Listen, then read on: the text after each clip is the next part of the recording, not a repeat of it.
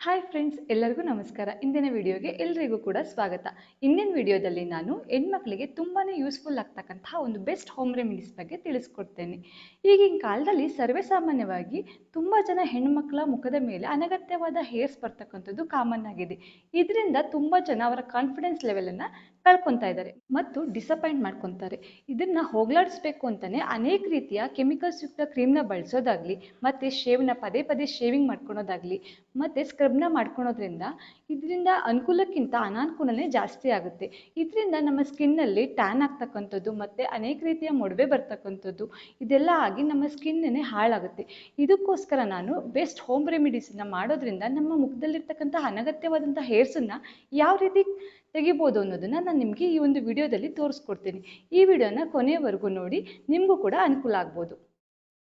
ನಮ್ಮ ಫೇಸ್ನಲ್ಲಿ ಯಾಕೆ ಅನಗತ್ಯವಾದಂತಹ ಏರ್ಸ್ ಬೆಳವಣಿಗೆ ಆಗುತ್ತೆ ಮತ್ತು ನಾವು ಫಾಲೋ ಮಾಡ್ತಕ್ಕಂತಹ ಡೇಂಜರಸ್ ಮೆಥಡ್ಸ್ ಯಾವ್ಯಾವು ಮತ್ತು ನಮ್ಮ ಸ್ಕಿನ್ ಹಾಳಾಗದೇ ಇರೋ ರೀತಿ ನಾವು ಯಾವ ರೀತಿ ಒಂದು ಪ್ರೊಸೀಜರ್ನ ಫಾಲೋ ಮಾಡೋದ್ರಿಂದ ನಮ್ಮ ಒಂದು ಫೇಸನ್ನು ಮತ್ತು ಅನಗತ್ಯವಾದಂಥ ಹೇರ್ಸನ್ನು ಯಾವ ರೀತಿ ಕಡಿಮೆ ಮಾಡ್ಕೋಬೋದು ಅನ್ನೋದನ್ನು ನೋಡೋಣ.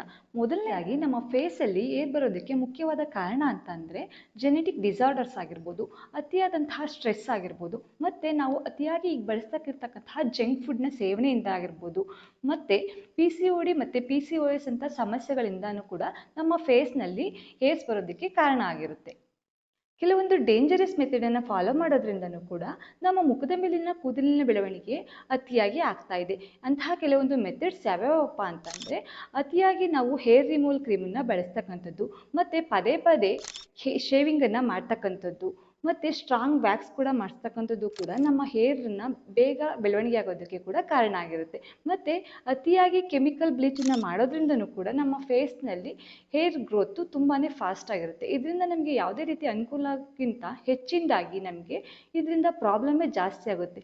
ಬಟ್ ಇದರಿಂದ ನಮಗೆ ತಕ್ಷಣವಾದಂತಹ ಒಂದು ಪರಿಹಾರ ಸಿಗ್ಬೋದು, ಆದರೆ ಪರ್ಮನೆಂಟ್ ಸೊಲ್ಯೂಷನ್ ಇದಲ್ಲ. ಇದಕ್ಕೆ ಪರಿಹಾರವಾಗಿ ನಾವು ಯಾವ ರೀತಿ ಮನೆಯಲ್ಲೇ ಸಿಗ್ತಕ್ಕಂತಹ ಕೆಲವೊಂದು ಇಂಗ್ರೀಡಿಯೆಂಟ್ಸನ್ನ ಬಳಸಿ ನಾವು ಯಾವ ರೀತಿ ನಮ್ಮ ಫೇಸಲ್ಲಿ ಇರ್ತಕ್ಕಂತಹ ಏರನ್ನು ಕಡಿಮೆ ಮಾಡ್ಕೋಬೋದು ಅನ್ನೋದನ್ನು ನಾನು ಇಂದಿನ ವಿಡಿಯೋದಲ್ಲಿ ನಿಮಗೆ ತಿಳಿಸ್ಕೊಡ್ತೀನಿ. ಈ ಎಲ್ಲ ಮನೆಮದ್ದುಗಳು ಕೂಡ 100% ನ್ಯಾಚುರಲ್ ಆಗಿರುತ್ತೆ. ಇದು ನಮ್ಮ ಸ್ಕಿನ್ಗೆ ಯಾವುದೇ ರೀತಿ ಸೈಡ್ ಎಫೆಕ್ಟನ್ನು ಮಾಡೋದಿಲ್ಲ ಮತ್ತು ಇದರಿಂದ ನಮ್ಮ ಸ್ಕಿನ್ ಕೂಡ ಗ್ಲೋ ಆಗುತ್ತೆ. ಇದರಿಂದ ನಮ್ಮ ಚರ್ಮದ ಕಾಂತಿಯು ಕೂಡ ಹೆಚ್ಚುತ್ತೆ, ನಮ್ಮ ಅನಗತ್ಯವಾದ ಹೇರ್ಸ್ ಕೂಡ ನಾವು ತೆಗಿಬೋದು. ಇಂತಹ ಒಂದು ವಿಧಾನಗಳನ್ನು ನಾವು ನೋಡೋದಾದರೆ, ಮೊದಲನೇದಾಗಿ ಬೇಸನ್ ಟರ್ಮರಿಕ್ ಮೆಥಡ್. ಇದಕ್ಕೆ ಬೇಕಾಗ್ತಕ್ಕಂತಹ ಇಂಗ್ರೀಡಿಯೆಂಟ್ಸು ಕಡಲೆ ಹಿಟ್ಟು, 1 ಸ್ಪೂನ್ ಕಡಲೆ ಹಿಟ್ಟನ್ನು ತಗೊಳ್ಳೋಣ. ಈ ಒಂದು ಕಡಲೆ ಹಿಟ್ಟನ್ನು ನಾನು ಮನೆಯಲ್ಲೇ ಕಡಲೆಬೇಳೆನ ಪೌಡ್ರ್ ಮಾಡಿ ತಗೊಂಡಿದ್ದೇನೆ. ಇದಕ್ಕೆ ನಾವು 1/4 ಚಮಚದಷ್ಟು ಶುದ್ಧ ಅರಿಶಿಣದ ಪುಡಿಯನ್ನು ತಗೊಳ್ಳೋಣ.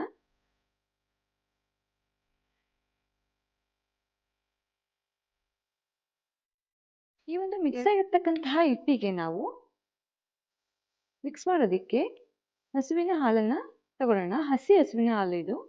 ಇದನ್ನು ತಗೊಳ್ಳೋಣ. ನಮಗೆ ಎಷ್ಟು ಅವಶ್ಯಕತೆ ಇದೆಯೋ ಅಷ್ಟು ಹಾಲನ್ನು ನಾವು ತೆಗೆದುಕೋಬೇಕು. ಹಾಲು ಅಲರ್ಜಿ ಇರ್ತಕ್ಕಂಥವ್ರು ಇದಕ್ಕೆ ರೋಸ್ ವಾಟರ್ನ ಕೂಡ ಬಳಸ್ಕೋಬಹುದು.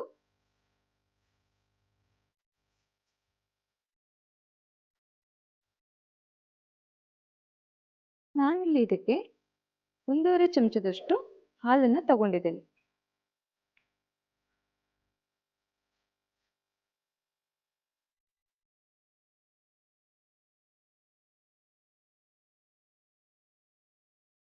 ಹಾಲು, ಕಡಲೆ ಹಿಟ್ಟು ಮತ್ತು ಅರಿಶಿಣ ಎಲ್ಲವನ್ನು ಹಾಕಿ ಸ್ವಲ್ಪ ಮಿಕ್ಸ್ ಮಾಡ್ಕೊಳ್ಳೋಣ. ಈಗ ಇದು ಚೆನ್ನಾಗಿ ಮಿಕ್ಸ್ ಆಗಿದೆ. ಈ ರೀತಿ ಮಿಕ್ಸ್ ಆಗಿರ್ತಕ್ಕಂತಹ ಒಂದು ಪ್ಯಾಕನ್ನು ನಾವು ವಾರದಲ್ಲಿ ನಿಯಮಿತವಾಗಿ 2 ರಿಂದ 3 ಬಾರಿ ಬಳಸೋದ್ರಿಂದ ನಮ್ಮ ಮುಖದಲ್ಲಿ ಅನಗತ್ಯವಾಗಿ ಬೆಳೀತಕ್ಕಂತಹ ಏರನ್ನು ನಾವು ಕಡಿಮೆ ಮಾಡ್ಬೋದು ಮತ್ತು ನಮ್ಮ ಸ್ಕಿನ್ ಕೂಡ ಗ್ಲೋ ಆಗುತ್ತೆ. ಎರಡನೇ ವಿಧಾನವನ್ನು ನೋಡೋಣ ಬನ್ನಿ. ಎರಡನೇ ವಿಧಾನ ಬಂದ್ಬಿಟ್ಟು ಓಟ್ಸ್ ಬನಾನಾ ಸ್ಕ್ರಬ್. ಮೊದಲನೇದಾಗಿ ನಾನು ಓಟ್ಸನ್ನು ಫೈನ್ ಪೌಡರ್ ಆಗಿ ಮಾಡಿಟ್ಕೊಂಡಿದ್ದೇನೆ. 1 ಚಮಚ ಓಟ್ಸನ್ನು ತಗೊಳ್ಳೋಣ. ಓಟ್ಸ್ ಪೌಡರ್ ಮತ್ತು 1/4 ಭಾಗ ಬಾಳೆಹಣ್ಣನ್ನು ತಗೊಳ್ಳೋಣ. ಓಟ್ಸ್ ಮತ್ತು ಬಾಳೆಹಣ್ಣು ಎರಡನ್ನೂ ಕೂಡ ನಾವು ಚೆನ್ನಾಗಿ ಸ್ಮ್ಯಾಶ್ ಮಾಡ್ಕೊಳ್ಳೋಣ.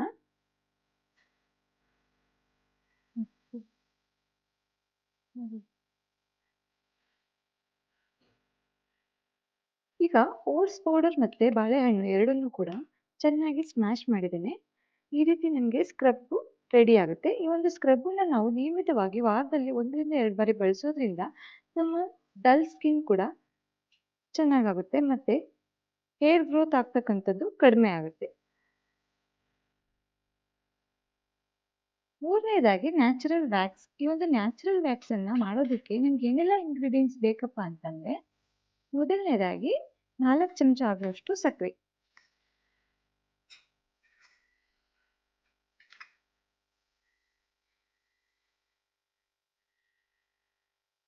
ಮತ್ತೆ 1 ಚಮಚ ಜೇನುತುಪ್ಪ,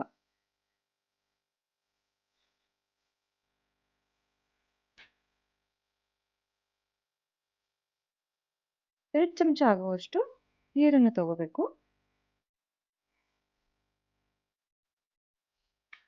ಮತ್ತೆ ಇದಕ್ಕೆ 1 ಚಮಚ ಆಗುವಷ್ಟು ನಿಂಬೆ ರಸವನ್ನ ಹಾಕೊಳ್ಳೋಣ.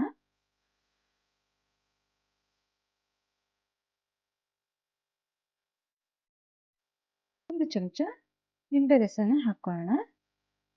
ಎಲ್ಲದನ್ನು ಹಾಕಿ ಚೆನ್ನಾಗಿ ಒಂದ್ಸಲ ಈ ರೀತಿ ಮಿಕ್ಸ್ ಮಾಡ್ಕೊಳ್ಳೋಣ.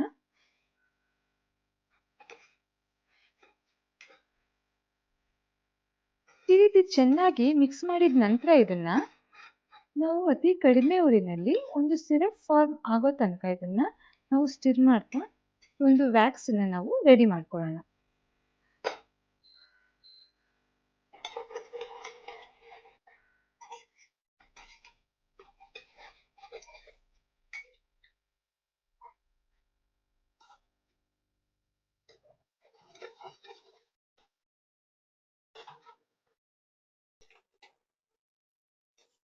ಈಗ ನೋಡಿ ನಮ್ಮ ನ್ಯಾಚುರಲ್ ವ್ಯಾಕ್ಸ್ ರೆಡಿ ಆಗಿದೆ.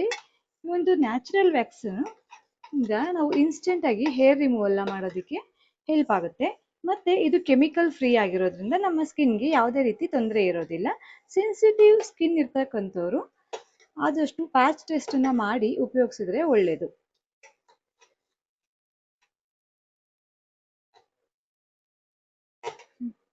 ಈಗ ಈ ಒಂದು ನಮ್ದು ನ್ಯಾಚುರಲ್ ವ್ಯಾಕ್ಸ್ ಏನಿದೆ ಇದು ರೆಡಿ ಆಗಿದೆ. ಈಗ ಬೌಲ್ಗೆ ಹಾಕೋಣ ಬನ್ನಿ.